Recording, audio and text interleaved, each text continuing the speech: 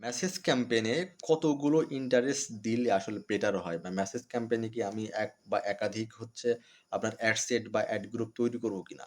আমি বলব মেসেজ ক্যাম্পেইনে আপনি সর্বোচ্চ ১০ থেকে ১২ টা ইন্টারেস্ট দেন। সেক্ষেত্রে Facebook এ লার্ন করতে সুবিধা হয়। কারণ আমি Facebook এ নিজেও সাপোর্ট গ্রুপে কথা বলতে তারা বলছে যে মেসেজ ক্যাম্পেইনে আপনি বেশি দেওয়ার দরকার নেই। আপনি ৭ থেকে ৮ টা সর্বোচ্চ ৭ থেকে ৮ টা হচ্ছে ইন্টারেস্ট বেস অডিয়েন্স টার্গেটিং করে দিবেন।